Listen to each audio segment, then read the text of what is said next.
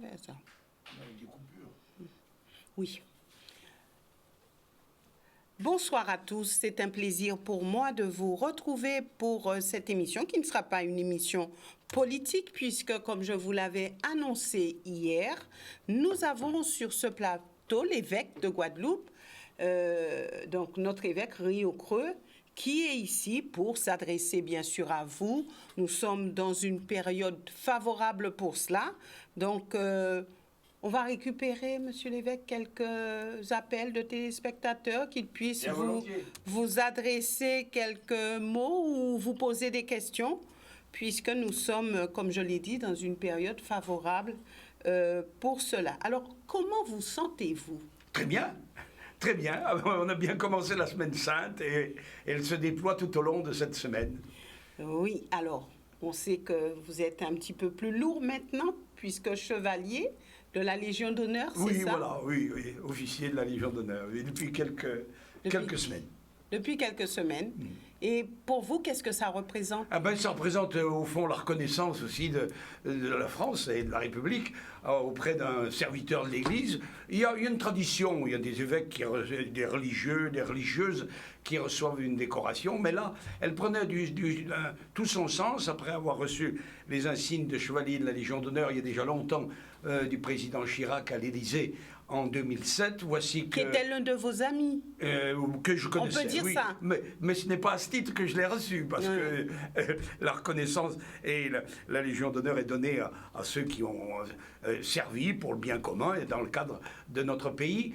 Et donc le ministre Sébastien Lecornu, rencontré à plusieurs reprises, notamment au moment du cyclone Irma à Saint-Martin en 2017 et en 2018, et puis lors de sa visite ici, puis il avait rencontré au ministère, et comme il savait l'action que j'avais eue en Nouvelle-Calédonie pendant le début de mon sacerdoce dans les années 70-80, donc il savait que j'avais joué un rôle de conciliation, de paix, et tant en Nouvelle-Calédonie bien sûr, et ici aux Antilles. Alors il a évoqué tout cela dans le discours qu'il a prononcé et qui m'a beaucoup touché. Et vous avez été choisi parmi tant d'autres?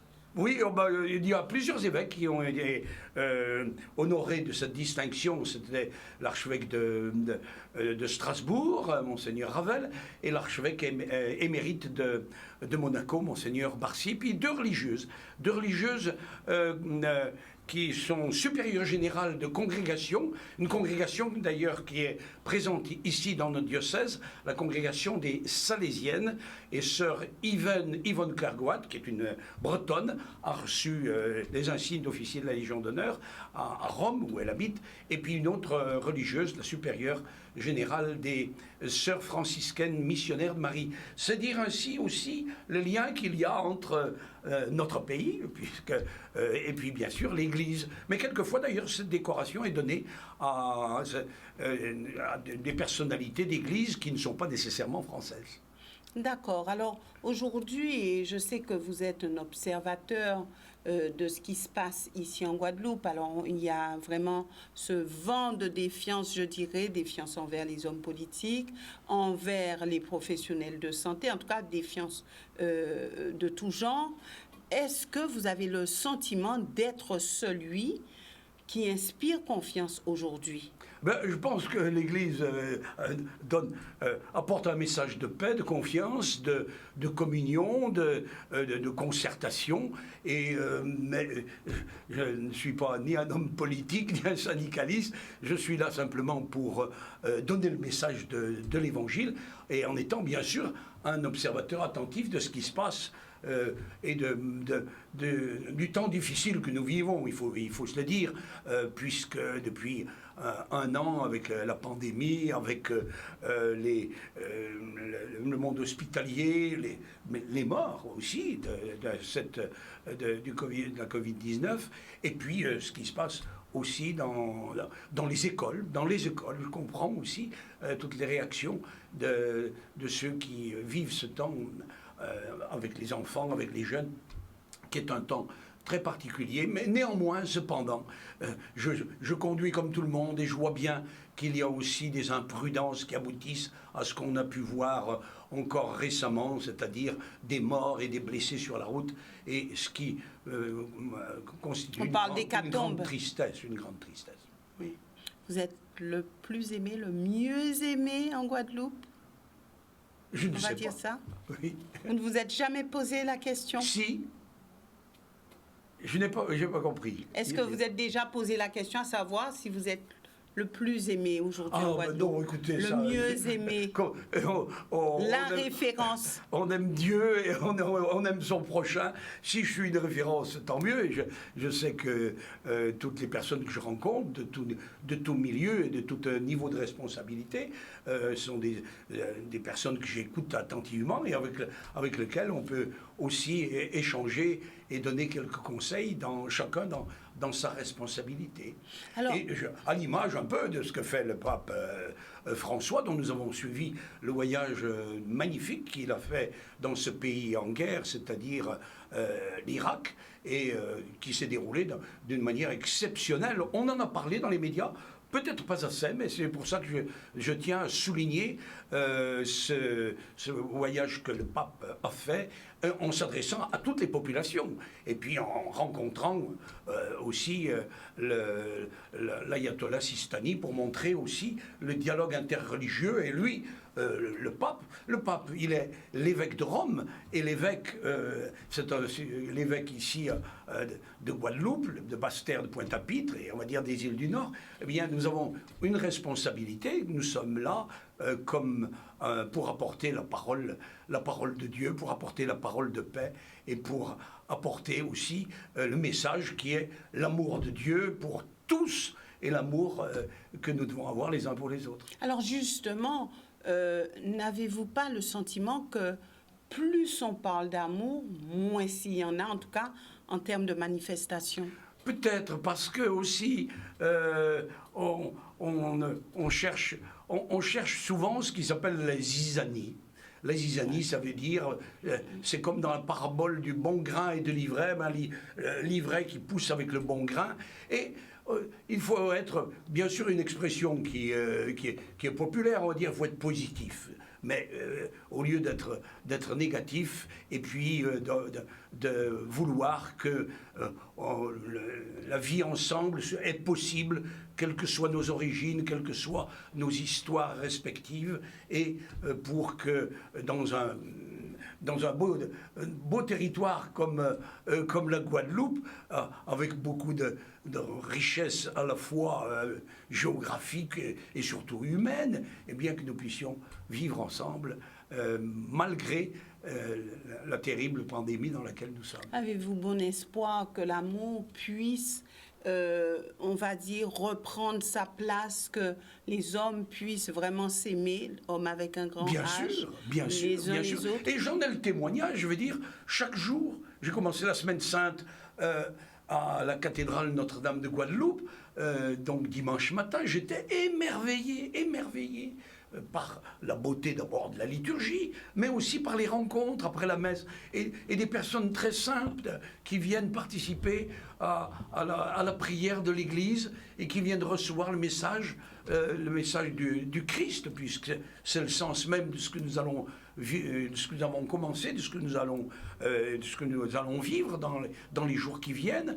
Et ce qu'il y a de très encourageant aussi, c'est de voir cette ferveur et cette joie pour les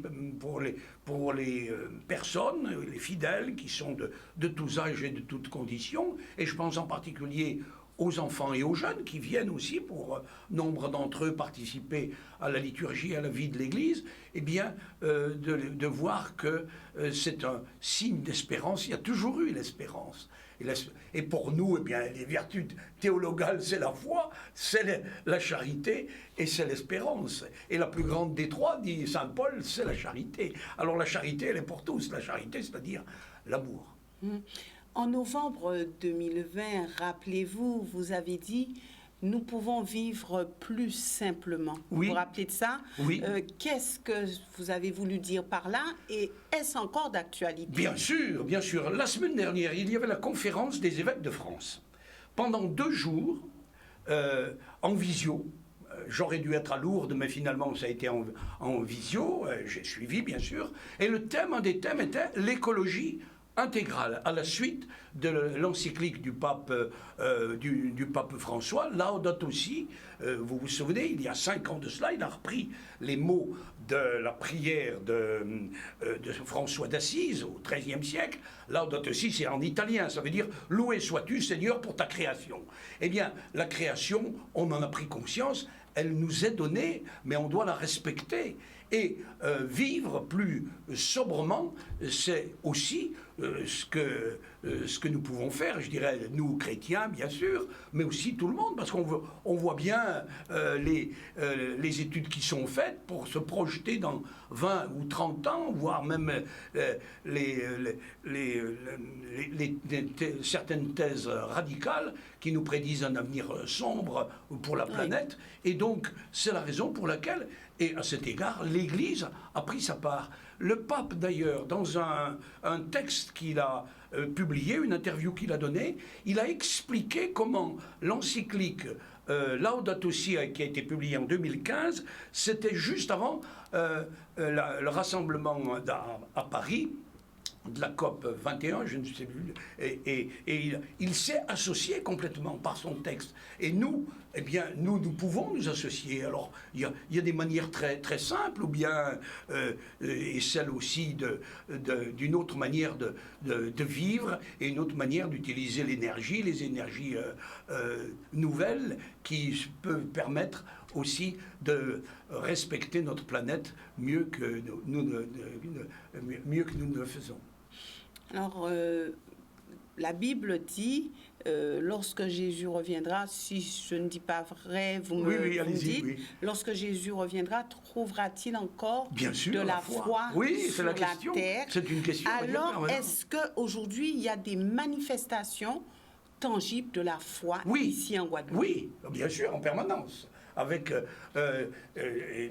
l'année dernière, à pareille époque, vous vous souvenez, nous n'avons pas pu avoir les offices, alors on les a retransmis par la télévision, dont la vôtre, depuis Basse-Terre, et c'était bien. Mais les gens étaient frustrés parce qu'on a besoin de se rassembler, on a besoin de partager notre foi, de prier ensemble. Et en plus, nous, le christianisme, c'est une religion de l'incarnation, puisque Dieu qui se fait chair, qu'on a besoin même de se toucher. Les sacrements, par exemple, les sacrements, que ce soit le baptême, que ce soit la confirmation, que ce soit l'Eucharistie, il y a un geste concret avec de l'eau, avec de l'huile, avec du pain, pour se dire, c'est notre foi, nous croyons au Christ qui est vivant dans l'Eucharistie, et nous le recevons, et nous en vivons. Et nous exprimons cela d'ailleurs par un des très beaux cantiques, dit « Devenez ce que vous recevez », c'est-à-dire nous devenons le Christ. Et si nous devenons le Christ, ça veut dire aussi que nous avons le même regard envers les autres que le Christ lui-même, c'est-à-dire un regard d'amour, et avec ce qui est aussi dans l'Évangile, aimez-vous les uns les autres comme je vous ai aimé. Jésus qui est allé jusqu'à donner sa vie, c'est ce que nous célébrons en particulier le jeudi saint et le vendredi saint, qui est ressuscité, c'est notre foi, c'est le centre de notre foi. Et à travers les rencontres, à travers les célébrations, oui, il y a la foi, et la foi se transmet de génération en génération auprès des enfants, auprès des jeunes. Et c'est ma grande joie de voir que dans nos églises, dans nos communautés, il y a des jeunes qui sont présents. Et en plus, il y en a même qui veulent se consacrer à Dieu. Et je pense en particulier à nos séminaristes, puisque nous avons des jeunes qui se préparent à être prêtres au séminaire de Toulouse, au séminaire d'Orléans. Il y en a d'autres qui se posent la question. Dans quelques semaines, nous aurons des ordinations, une ordination d'un prêtre, une ordination de 2 diacres, qui sont des jeunes des différentes paroisses de Gosier, de Goyave, de Saint-Martin, de Basse-Terre. Eh bien, ces jeunes, ils ont été comme les autres jeunes, eh bien, et ils ont répondu, et ils répondent à l'appel de Dieu. Donc, c'est des signes qui sont pour pour nous très encourageant, puisque ça montre que ce que nous avons reçu, eh ben, nous le transmettons, et que, bien sûr, la question que vous avez posée et qui est dans l'Évangile, est-ce que quand le Fils de l'homme reviendra, trouvera-t-il la foi sur cette terre? Eh bien, cette réponse, c'est à nous à la donner, à chacune et à chacun d'entre nous. Quel que soit d'ailleurs son parcours spirituel, il ne faut pas mettre des catégories. Il y a ceux qui pratiquent, ceux qui ne pratiquent pas, ceux qui viennent épisodiquement. Tous sont aimés de Dieu et tous peuvent justement savoir qu'ils ont une place dans l'Église. L'Église, c'est la famille des enfants de Dieu dont nous faisons tous partie. Alors, je reviendrai sur des propos du pape François, des propos récents. Alors, je cite, « Pourquoi ne savons-nous plus nous étonner devant l'amour de Dieu? Peut-être parce que notre foi a été usée par l'habitude. » Oui, absolument, absolument. Alors, comment décrypter cela? Notre foi usée par l'habitude. Ben, on s'habitue, on fait cela par habitude. Même la messe, vous voyez, tout prêtre et tout évêque célèbre la messe, on peut le célébrer par habitude, parce qu'il le faut, non. Mais se dire... Donc on fait les choses machinalement. Et on dit les paroles que l'on doit dire, mais on doit y mettre tout son cœur et toute son âme. Et demain, je célèbre la messe avec les prêtres, puisque c'est la messe chrismale, au cours de laquelle on va consacrer le Saint-Crème et bénir les saintes huiles, et les prêtres vont renouveler leur engagement sacerdotal. Je leur pose la question, je veux dire, est-ce que nous ne faisons pas aussi les choses par habitude? Nous avons besoin de nous renouveler en permanence. Notre foi, il y a la foi de l'enfance, il y a la foi de l'adolescence, et puis la foi de l'âge adulte. Je suis prêtre depuis bientôt 50 ans. Le vieil homme que je suis, si j'ose dire, par rapport à ce que j'étais il y a 50 ans, eh bien, il y a une évolution, mais la foi est la même. Et j'ai même l'impression, peut-être plus parce qu'on se rapproche du terme de sa vie, que la foi est là et que cette certitude que nous sommes appelés à la vie, et la vie qui commence dès maintenant, et cette vie éternelle à laquelle alors, comment faire pour que les fidèles aussi puissent être dans une foi renouvelée et pas être dans l'usure comme... ils le sont aussi pour ceux qui y participent. Et là, on le voit à travers, bien sûr, j'ai évoqué la liturgie, mais aussi à travers le caritatif, c'est-à-dire tout le monde peut participer dans des œuvres, je pense en particulier, puisque ce sont des œuvres d'église, le Secours catholique, les conférences Saint-Vincent de Paul, ou d'autres organismes, ou des organismes qui ne sont pas nécessairement chrétiens, mais dans lesquels on va y participer en disant que c'est cette foi qui se transforme et qui rayonne en charité, en passant aussi. Et ça, c'est une des informations que je suis heureux de vous donner, aux téléspectateurs. L'année dernière, je n'ai pas pu aller pour les célébrations aux maisons d'arrêt de Bémao et de Basse-Terre. Eh bien, jeudi saint, vendredi saint, je serai avec quelques prisonniers de Bémao et quelques prisonniers de Basse-Terre pour leur dire, à travers cela, eh bien, comme le pape François le fait souvent, lui, il est allé souvent dans les prisons, que ce soit à Rome ou lors de ses voyages à travers le monde, pour dire que vous êtes aimés par Dieu, vous aussi, vous qui avez fait des bêtises, puisque vous êtes là, vous avez été, la justice des hommes vous a mis dans ces lieux, mais vous faites partie aussi de ceux vers lesquels auxquels nous voulons manifester notre... Est-ce que ce message est entendu par les prisonniers? Bien sûr, bien sûr. Et je vais vous entendu dire, et reçu? Oui, un des lieux les plus émouvants. Quand je suis devenu évêque, il y a 20 ans de cela, à Pontoise, et puis ici en arrivant en Guadeloupe, il y a 9 ans, eh bien, une des traditions, c'est d'aller à Noël et à Pâques prier avec eux, pour la messe de Noël ou pour un office de la Semaine Sainte. C'est bouleversant. Alors il y a aussi les accompagnateurs, c'est-à-dire les membres de l'aumônerie qui ont préparé avec les responsables. et on est accueilli. Et au bout de quelque temps, on oublie d'ailleurs où on est. On est là entre frères. Et ils participent à la prière en s'exprimant eux-mêmes, en disant leurs intentions de prière, et en même temps en lisant la parole de Dieu d'une manière admirable. On ne leur demande pas d'ailleurs ce qu'ils ont fait dans le passé, puisque s'ils sont là, c'est parce qu'il y a eu une décision de justice, mais on leur apporte aussi notre fraternité, et ça, c'est essentiel. Et quelles que soient les personnes que nous rencontrons, nous pouvons leur dire par notre amitié, notre regard, combien ils sont eux aussi, et nous sommes tous aimés de Dieu. Alors j'ai encore pas mal de questions pour vous sur la symbolique de Pâques. Oui. Parce qu'il faut rappeler quand même des choses. Je crois que beaucoup de fidèles savent ce que c'est que la Pâques. Mais il faut rappeler. Mais juste avant, comprenez bien que ce n'est pas souvent que vous êtes sur un plateau télé. Donc il y a déjà des téléspectateurs qui veulent s'adresser à vous. Certainement vous poser des questions. Donc nous récupérons un appel et ensuite nous reviendrons sur cette question. Bonsoir, nous vous écoutons. Bonsoir. Allez-y. Oui, bonsoir, mes respects du soir.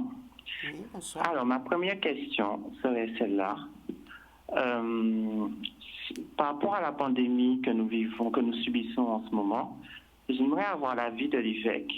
Au niveau de la foi et du côté spirituel, comment il peut expliquer cette pandémie? Est-ce qu'il y a quelque chose à comprendre par rapport à toute cette pandémie qui nous arrive en ce moment? Est-ce qu'il peut expliquer ça? Et est-ce que ça apparaît justement dans la Bible? Alors, voilà ma première question. Peut-être on répond d'abord à celle-là. Ma deuxième question, oui, c'est celle-là. Par rapport aux unions des couples du même sexe, quelle est sa position là-dessus? Voilà, merci beaucoup. Je vous écoute à l'antenne. Alors, c'est deux questions bien différentes. La première, la pandémie et le virus ne vient pas de ne pas envoyer par Dieu le mal. Dieu qui est bon n'envoie pas le mal. Et il y a la maladie. Écoutez, il y en a eu beaucoup de pandémies ou d'épidémies. Et sur la peste, on pense à la peste au XVIIe siècle, au choléra au XIXe siècle. Et bien sûr, là, il y a une dimension mondiale, ou la grippe espagnole en 1919, il y a une dimension mondiale. Et puis avec toute l'information que nous recevons, et puis de voir que les dispositions ne sont pas tout à fait les mêmes d'un pays à un autre, et puis ça fait le principal sujet de conversation.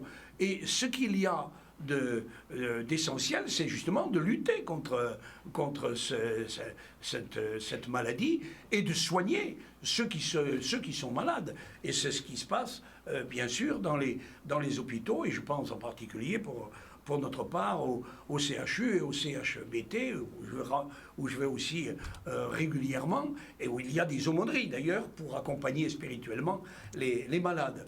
Ça, c'est pour la première question. Je pense qu'il y avoir répondu. La deuxième question, effectivement, le mariage est un sacrement dans l'Église, et ce mariage, c'est un homme et d'une femme. Et puis, il y a eu encore récemment un texte qui a été publié par Rome pour exclure les bénédictions de personnes de même sexe qui voudraient donc l'Église est claire là-dessus. Qui font un mariage civil, mais qui n'auront pas une bénédiction par l'Église catholique.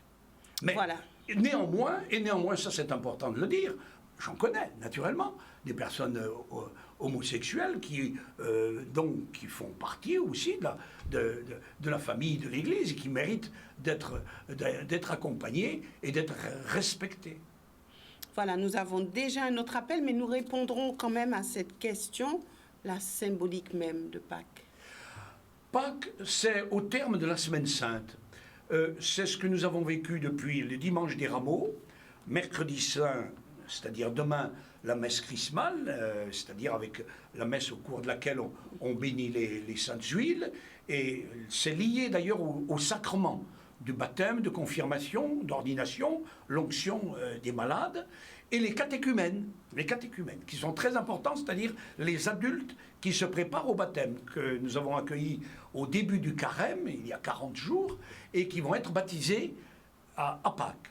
Ensuite, le jeudi saint, c'est la messe en mémoire du Seigneur, de la scène du Seigneur, c'est-à-dire le dernier repas, avec la symbolique que nous ne ferons pas cette année, c'est-à-dire du lavement des pieds.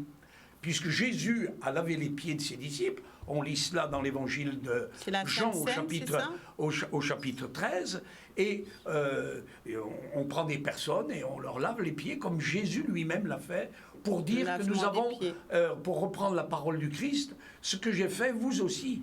Vous le ferez. Et quand on lit le récit du lavement des pieds, on voit que Pierre, le premier des apôtres, il s'insurge, il dit « Mais comment tu vas pas me laver les pieds ?» Alors Jésus qui lui fait comprendre que s'il fait ce geste, c'est pour aussi avec une très forte symbolique, et c'est vous-même, vous ferez de même.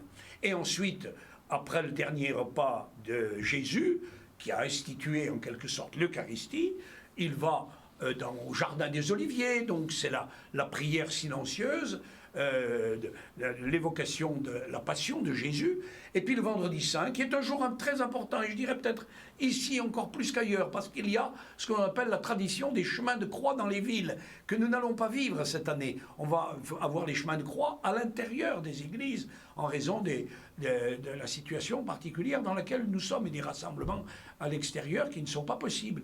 Et les chemins de croix, d'une part, mais aussi l'office de la Passion, qui, avec la lecture de la Passion selon Saint Jean, la vénération de la croix, mais la vénération de la croix se fera d'une manière aussi distanciée, et surtout la grande prière de toute l'Église, qui englobe toutes les catégories de personnes, depuis les chrétiens, depuis les juifs, les chrétiens d'autres confessions, ceux qui ne sont pas croyants. On prend toute l'humanité en quelque sorte dans notre prière pour l'unir à celle du Christ qui s'offre en mourant sur la croix. Et puis le samedi saint et le dimanche de Pâques, on appelle ça d'ailleurs le samedi dimanche Gloria ou le samedi Gloria. Bien cette année, la vigile pascale va avoir lieu dans l'après-midi du samedi à 16h dans toutes les églises, et dans une dizaine d'églises, il va y avoir des baptêmes des adultes qui ont 25 ans, 30 ans, 35 ans, qui se préparent au baptême, et j'aurai la joie pour ma part de baptiser plusieurs d'entre eux à l'église Sainte-Thérèse de Prise d'Eau à Petit-Bourg. Et puis le dimanche de Pâques, c'est la joie des Alléluia qui exprime notre joie. Alléluia, ça veut dire tout simplement vive Dieu pour Jésus, son Fils, ressuscité, dont nous célébrons la résurrection. C'est pour ça que la plus grande fête pour les chrétiens, c'est la fête de Pâques. Et l'année dernière, nous n'avons pas pu la célébrer. Cette année, on la célébrera dans la joie et en faisant résonner les cloches. Ce matin, j'étais à Petit-Bourg pour la bénédiction du clocher restauré. Des cloches qui sont du 19e siècle, que l'on a remis en place. Et j'ai dit au cours de la célébration, eh bien, nous attendons, étant la joie d'entendre ces cloches qui retentiront le matin de Pâques. C'est pour cela que je suis très heureux de votre invitation pour présenter cette Semaine Sainte dans laquelle nous sommes. Merci, et ce n'est pas la fin. Nous avons un autre appel. Bonsoir, nous vous écoutons. Allez-y. Bonsoir. Allô? Oui, allez-y. Allô? Bonsoir. Oui, vous m'entendez? Oui. Très bien. Oui. Alors, j'appelle de Moule. Il y a deux questions bien précises que je pose à M. Riocou. Allez-y. C'est pour lui demander pourquoi il a doté toutes les églises de Guadeloupe avec des prêtres haïtiens, premièrement, et est-ce qu'il y a plus de prêtres guadeloupéens Martiniquais, Antillais, c'est quoi des prêtres haïtiens qu'on trouve? C'est deux questions-là qu'ils me répondent là. Alors, Merci, monsieur. merci. D'abord, l'Église, ici en Guadeloupe, qui a commencé dès le XVIIe siècle, XVIIIe siècle, on a le symbole de cette présence de l'Église au trésor près de la cathédrale à l'évêché, où on peut venir, on peut voir des objets liturgiques, des vêtements liturgiques qui remontent très loin dans le passé, au XVIIIe, au XIXe siècle. Au XIXe siècle, les prêtres et les évêques qui sont venus venaient de France. Et c'était des prêtres de la congrégation du Saint-Esprit, des Spiritains. Puis progressivement, à partir du XXe siècle, il y a eu des prêtres originaires du diocèse, et je pense en particulier, j'étais à Terre-de-Bas il y a peu de temps, on a évoqué les prêtres qui sont originaires des Saintes. Il y en a plusieurs, et le premier c'était le Père Magloire, qui a été une figure que les plus anciens ont connue et qui a fini son ministère et sa vie là où il est enterré. Et puis il y a eu d'autres prêtres, et Dieu merci, il y a des prêtres originaires de la Guadeloupe qui sont dans différentes paroisses. Je pourrais vous donner beaucoup de noms. Et de fait, il y a eu depuis une vingtaine d'années de nombreux prêtres haïtiens qui sont arrivés ici, envoyés par des congrégations, et je pense aux congrégations des Montfortins, la congrégation des pères rédemptoristes, ou bien d'un institut qui s'appelle l'Institut Voluntas Dei, des prêtres qui sont envoyés par leur congrégation. Monseigneur Cabot les avait invités, donc il y a déjà dans les années 90 et 2000. Et puis, il y a eu en plus des prêtres qui sont originaires de l'Afrique. Et dans des pays que je connais bien, puisque je suis allé souvent au Bénin, au Togo, en Côte d'Ivoire, et il y a des prêtres de ces pays qui sont venus ici pour servir pour un temps, et puis qui repartiront dans leur pays. Et en réponse à la question que vous avez posée, monsieur, je voudrais dire que les séminaristes que nous avons, les séminaristes qui se préparent pour être prêtres demain, ils sont tous originaires de la Guadeloupe. Donc, il y a des perspectives. Nous prions pour qu'il y en ait encore plus, mais en même temps, il faut toujours aussi voir qu'une église, c'est une église locale, avec ceux qui constituent cette église locale, mais c'est toujours une église qui est rattachée à l'église universelle. Je disais, cet après-midi, avec des prêtres avec lesquels j'étais, je disais, la statistique qui vient d'être publiée par le Vatican il y a quelques semaines montre que le nombre de catholiques augmente dans le monde d'une manière assez importante dans le continent africain et en Asie.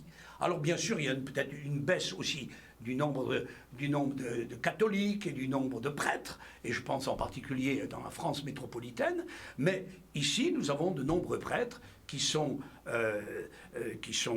au service de l'Église et qui ont comme pour mission aussi de vivre dans l'unité de l'unique sacerdoce du Christ et l'évêque qui est au milieu de ces prêtres pour les servir, et en étant reconnaissant aux églises d'Haïti, aux églises d'Afrique qui nous ont envoyé des prêtres. Et je pense en même temps à des Antillais, notamment des Guadeloupéens, qui exercent leur ministère de prêtres en métropole. Donc vous voyez comme il y a des mouvements qui sont bien à l'image de ce qu'est l'Église catholique, c'est-à-dire on est envoyé dans son propre pays ou son propre diocèse, ou on est envoyé pour servir l'Église ailleurs. Voilà, donc nous marquons une courte pause, et puis je reviendrai avec vous parce que nous passerons à une petite revue. Oui. D'accord. Et nous irons voir un petit peu ce qui se passe au niveau de l'Église à partir de journaux, de revues qui sont à disposition des fidèles. Et puis nous parlerons bien sûr de l'aspect financier au niveau de l'Église et voir un petit peu comment ça se passe, puisque pour vous aussi, l'argent c'est important pour avancer, pour faire avancer les projets de l'Église et pour faire avancer aussi les actions menées, je suppose, au sein de cette population. Et ça sera juste après une courte pause. Voilà, nous revenons avec l'évêque Rio Creux. Nous revenons avec lui à partir de questions, mais aussi vous pouvez, vous qui êtes à la maison, appeler et lui poser quelques questions. Alors, comme je l'ai dit tout à l'heure, nous ferons une petite revue de ce qui existe au niveau Église en Guadeloupe, oui. Donc, l'église en Guadeloupe et l'église en Guadeloupe, alors en route vers Pâques, Oui, où ça s'impose. vous expliquez. Et puis, on a dans cette revue des informations. Qu'est-ce qui s'y trouve? Des informations, bien sûr, sur des événements qui se sont passés ou d'autres qui vont se dérouler, et puis surtout des réflexions. Des réflexions, c'est un peu pour nourrir la foi des fidèles qui se procurent cette revue, qui est proposée dans toutes les paroisses. Il y en a plus de 500 qui sont abonnés, qui le reçoivent chez eux, et on le tire environ à 4500 exemplaires, donc c'est bien diffusé, et beaucoup se le procurent parce qu'ils savent qu'ils vont trouver des articles qui parlent de leur communauté. Dans le numéro de ce mois-ci, on a mis bien sûr les horaires des offices de la Semaine Sainte, et on revient d'ailleurs aussi sur le voyage du pape en Irak pour souligner tel ou tel aspect de la vie de l'Église locale et de la vie de l'Église universelle. Alors, puis il y a votre calendrier à la fin. Mais puis il y a le calendrier, oui. Il n'y a pas tout le calendrier, mais il y a les événements importants qui sont annoncés suffisamment à l'avance et qui permettent ainsi de savoir que l'évêque, il est là dans telle et telle paroisse, et notamment aussi avec les confirmations qui vont commencer juste après Pâques dans toutes les paroisses du diocèse. Voilà, est-ce que cette revue se vend bien? Oui. Oui, surtout si le prêtre ou les paroissiens le présentent en disant procurez-vous la revue, vous avez de quoi lire, de quoi vous nourrir, parce que nous sommes quand même à 7000 km de la métropole, des revues d'information, je pense le Pèlerin, la vie catholique, qui s'appelle maintenant La Vie, ou Famille chrétienne. C'est des revues qui n'arrivent pas dans les familles ici. Donc cette revue est vraiment précieuse. Elle existe depuis combien de temps? Alors, l'Église en Guadeloupe, elle existe depuis toujours. Il y a toujours une revue. Il y a 50 ans, on parlait de l'écho de la reine. Donc, c'était aussi une manière originale de parler de Notre-Dame de Guadeloupe. Et puis après, il y a eu cette revue qui s'appelle Église en Guadeloupe. Voilà. Alors, nous faisons un effort parce que pour la présentation, puisque aussi on aime ce qui est beau. Et donc, en faisant aussi des articles relativement courts pour qu'on puisse lire, parce que maintenant on sait aussi le poids de l'image qui est très important. Donc c'est une revue dont nous sommes légitimement fiers. Elle arrive pas sur le bureau du pape, mais de ses collaborateurs, et ils le lisent très attentivement parce que pour eux c'est l'occasion de découvrir notre église. C'est un petit peu comme la vitrine d'un magasin. Donc, Église en Guadeloupe, que je ne peux que recommander à tous ceux qui veulent connaître les informations sur la vie de notre église. Bien sûr, il y a un site, il y a aussi Facebook, il y a tous les moyens qui permettent d'être informés. Et, comme je le disais aussi tout à l'heure, des informations positives. C'est-à-dire, on ne va pas parler de conflits ou de difficultés. Bon, bien sûr, il y en a, mais on présente les choses d'une manière évangélique. Nous partons du côté du téléphone et nous poursuivrons d'ici quelques instants avec vous. Bonsoir, nous vous écoutons. Allez-y. Allô? Oui, bonsoir, monsieur. Oui, bonsoir. Bonsoir, je téléphone de Saint-Denis, 93. Alors, je voudrais poser deux questions à l'évêque. Alors, je voudrais savoir pourquoi l'évêque ne milite pas pour que le vaccin sorte de la valeur marchande et entre dans le domaine public afin de permettre aux pays du tiers-monde de pouvoir bénéficier de ce vaccin. Alors, ma deuxième question, alors, l'évêque disait qu'il faudrait qu'on vive plus simplement et plus modestement. Je pense que c'est un conseil qu'il devait donner au Vatican, parce que c'était la position de Monseigneur Gaillot. Et alors, par rapport à cette position, il a été nommé évêque in partibus dans un diocèse fictif. Oui, alors il y a plusieurs questions derrière ça. Pour reprendre votre dernière intervention, Monseigneur Gaillot a été nommé évêque d'Évreux en 1982 et il a quitté le diocèse d'Évreux en Normandie en 1995 et il a été nommé effectivement évêque de Parthénia. Il y a beaucoup d'évêques qui ont des évêchés fictifs, et en particulier les évêques auxiliaires de certains diocèses, le nonce apostolique, c'est-à-dire l'ambassadeur du Vatican dans notre région qui est basé à Trinidad, ou le nonce apostolique qui est à Paris, ils ont des sièges fictifs. C'est pour montrer qu'ils ont un lien avec une église territoriale, mais c'est purement formel. Alors, Monseigneur Gaillot a été évêque pendant un certain nombre d'années, puis il a eu un rayonnement, et puis il y a eu des difficultés sur lesquelles nous n'allons pas revenir, parce que ça remonte à 25 ans. Je suis très heureux de saluer un diocésain de Saint-Denis, puisqu'il y a 15 jours, j'ai été rencontrer Monseigneur Pascal Delannoy, l'évêque de Saint-Denis, et son vicaire général, qui s'appelle le père Philippe Guyougu, qui est prêtre originaire de la Guadeloupe. Tout ça pour souligner aussi nos liens qu'il y a entre nos diocèses, et je pense bien sûr à notre diocèse de Guadeloupe, et les diocèses d'Île-de-France, où il y a de très nombreux Antillais, et nous avons parlé d'ailleurs longuement de l'aumônerie Antilles-Guyane qui rassemble les fidèles, et notamment le 11 novembre chaque année à la plus grande église de Paris, à Saint-Sulpice.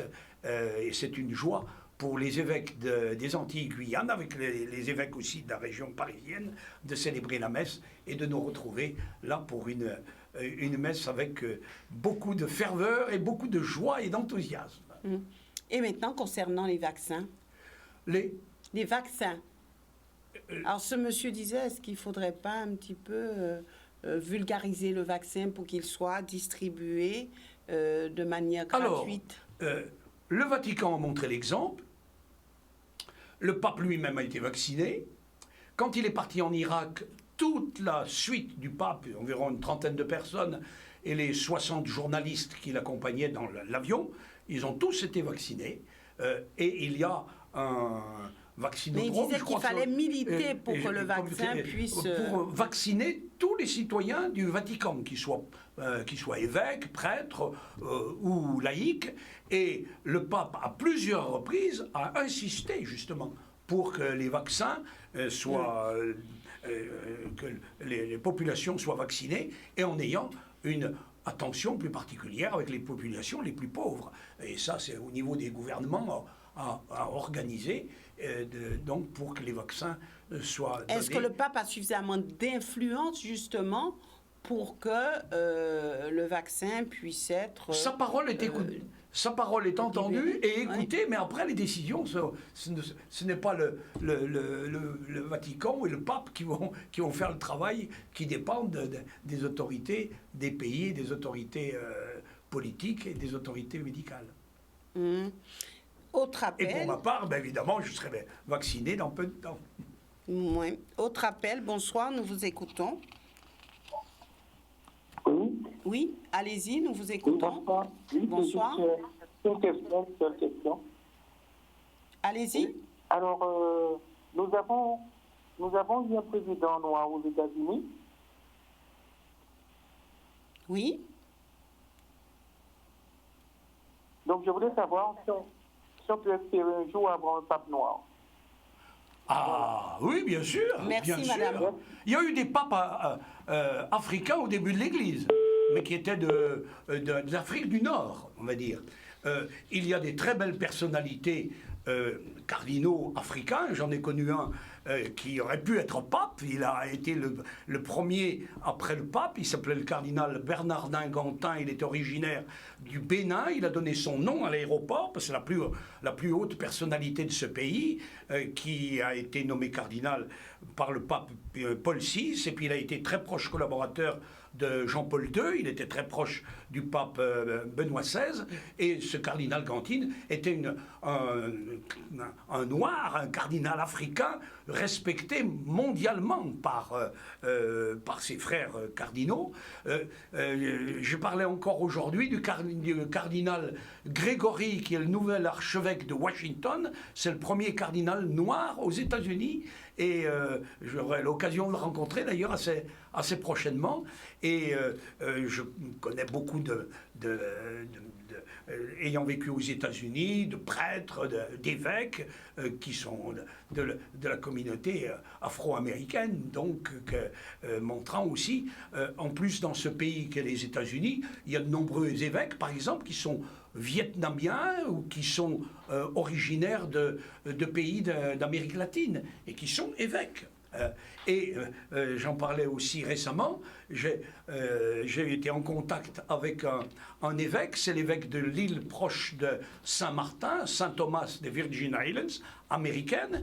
Eh bien, c'est un prêtre d'origine camerounaise, et il m'a dit avec humour au téléphone la semaine dernière, il m'a dit « Je suis le premier évêque africain en Amérique ». Voilà aussi comment il y a ces déplacements et puis ces nominations qui montrent que l'Église est vraiment universelle. Et catholique, ça veut dire universel. Alors, il nous reste très peu de temps, il y a beaucoup d'appels, mais j'aimerais quand même parler du denier. Alors, donner au denier, faites grandir l'Église. Est-ce que ça veut dire que l'Église a besoin d'argent? Bien sûr, comme toujours. Et l'Église n'est pas riche. Contrairement à ce qu'on peut dire. Ouais. Voilà, même le pape, il vit dans des palais. Moi, je vis dans un lieu historique, à Basse-Terre, qui a été bien entretenu. Mais le salaire qui est le mien, comme le salaire de tous les prêtres, c'est le SMIG. C'est le SMIG. Donc nous n'avons pas de salaire. Quand par exemple je arrive dans certains endroits, mais monseigneur, vous conduisez votre voiture? Je dis bien sûr, c'est normal que je conduise la voiture. Il vous faudrait un chauffeur? Mais de temps en temps, mais la plupart du temps, je suis venu en voiture moi-même, je repars avec ma voiture. C'est normal. On vit simplement. Et ça a toujours été demandé d'ailleurs pour les prêtres et pour les évêques. Mais nous avons besoin, bien sûr, pour faire vivre l'Église. Et une des ressources importantes, effectivement, c'est le denier de l'Église. Qu'est-ce qu'on a remarqué en France? C'est quoi le denier? Alors, le denier de l'Église, c'est pour les prêtres, pour les assurances sociales des prêtres, c'est pour la retraite des prêtres, c'est pour la formation des futurs prêtres, c'est pour les prêtres. Et donc, ce denier de l'Église, grosso modo, dans le diocèse, c'est 850 000 €, à peu près 5 000 personnes qui y participent. C'est beaucoup, mais ça pourrait être plus, d'une part. Et d'autre part, c'est à peu près 1200 personnes qui sont mensualisées.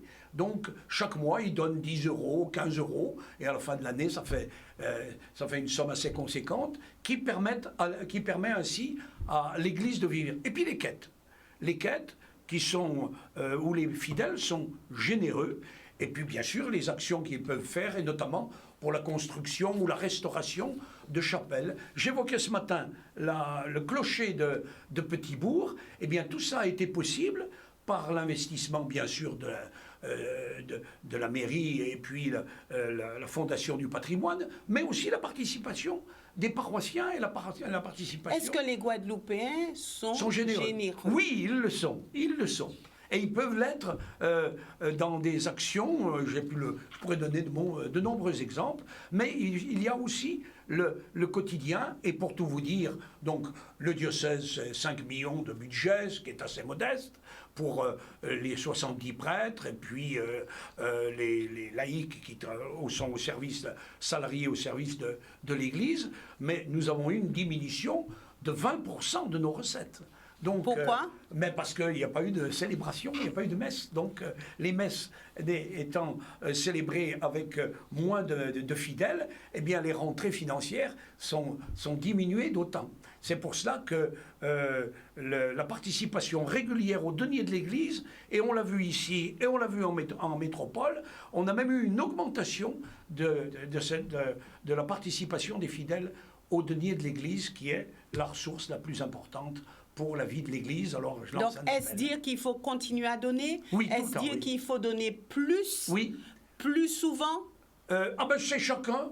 Chacun le fait. Vous savez, il y a une phrase de Saint Paul, il faut donner sans contrainte et joyeusement.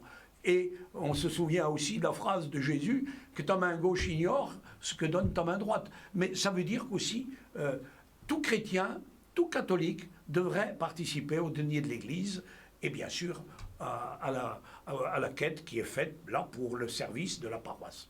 Donc, nous récupérons un dernier appel, puisqu'il va falloir que vous puissiez regagner, on va dire, votre chez vous. Donc, dernier appel. Et puis, je pense que vous aurez l'occasion de revenir, puisque les Guadeloupéens ont envie de vous parler, ont envie d'échanger avec vous. Et pourquoi pas une émission juste interactive pour qu'ils puissent communiquer avec vous. Bonsoir, nous vous écoutons. Allô? Oui, allez-y. Oui, bonsoir. Bonsoir. Je suis un paroissien de Saint-François. Oui. Je voudrais demander à ce monsieur qui se dit évêque de la Guadeloupe, comment se fait-il qu'il a eu un vicaire général qui était curé de Saint-François et pendant 2 mois, il ne l'a pas visité alors qu'il était hospitalisé. Ça, c'est la première question. La seconde question, j'ai ouï dire cette semaine que ce monsieur avait décidé de vendre avec son chancelière la maison de Bien Désiré à Saint-François, qui est un bien de Saint-François. Troisième question, j'ai cru comprendre que les paroissiens des Saintes a donné à ce monsieur une maison pour le diocèse et a décidé de le vendre à son neveu qui habite en Martinique. Moi, ce monsieur vient d'avoir 75 ans. Je me demande comment se fait-il qu'il ne démissionne pas et qu'il laisse la place à quelqu'un d'autre. Ça, c'était ma question. Vos questions. Je ne rentrerai pas dans les polémiques. J'ai accompagné le père Serge Cyril de bout en bout jusqu'à sa mort. Et bien sûr, nous avons eu les funérailles qu'il méritait dans la cathédrale Saint-Pierre et Saint-Paul, avant l'inhumation près de sa famille, dans le cimetière de Pointe-à-Pitre. Nous étions très proches avec le père Serge Cyril et nous avons fait au mieux pour l'accompagner dans la dernière partie de sa vie, il y a bientôt 3 ans de cela. Quant à ce qu'est la question soulevée au sujet d'un terrain, c'est un mensonge. Il n'a jamais été question que nous vendions ce terrain. Simplement, c'est des polémiques dans lesquelles je ne voudrais point entrer. Et je vous salue, monsieur paroissien de Saint-François, ainsi que tous les auditeurs. Voilà, maintenant, c'est l'occasion de, justement, de lancer un message ou de discuter dans les yeux avec les paroissiens, mais en général avec les Guadeloupéens. C'est l'occasion de peut-être laisser un message fort, un message important et que tout un chacun pourra entendre, mais surtout se l'approprier pour aborder les temps à venir, des temps qu'on dit, des temps difficiles. Alors le message, eh bien, c'est le message de l'Évangile que nous allons entendre tout au long de ces jours, depuis demain matin la messe chrismale, avec la bénédiction des huiles et le renouvellement des promesses des prêtres. C'est une messe unique, hein, celle que nous célébrons. Et puis bien sûr, ce que nous appelons le Triduum pascal, au cours de laquelle nous nous unissons au dernier jour de Jésus, le dernier repas, c'est le chemin de croix, sa passion et sa mort, qui est pour nous le salut et la vie qu'il nous a apporté en mourant sur la croix, et comme j'aime à le dire en faisant une petite catéchèse, de son côté ouvert a jailli l'eau et le sang pour symboliser l'eau du baptême et le sang de l'Eucharistie, et puis bien sûr la joie de Pâques. S'il est un jour où on peut être dans la joie et dans l'allégresse, c'est bien le jour de Pâques, qui est généralement très bien célébré ici et que nous allons célébrer cette année d'une manière toute particulière. L'année dernière, c'était le choc. Cette année, c'est quand même la gravité aussi avec cette pandémie qui est ici, dont nous avons beaucoup parlé, mais qu'au cœur de ces épreuves, nous gardions la foi et nous gardions l'espérance. Merci. Alors, il y a l'annuaire 2021 de l'Église catholique en Guadeloupe. Où peut-on le trouver? À l'évêché, et puis aux 2 magasins qui sont l'un à la paroisse du Sacré-Cœur et l'autre à la cathédrale de Basse-Terre. Voilà. Merci beaucoup d'être de m'avoir venu invité sur ce plateau. Merci aussi à vous, téléspectateurs, de nous avoir suivis. Nous nous retrouvons demain avec une autre émission, et cette fois, qui sera une émission politique. Excellente soirée à tous.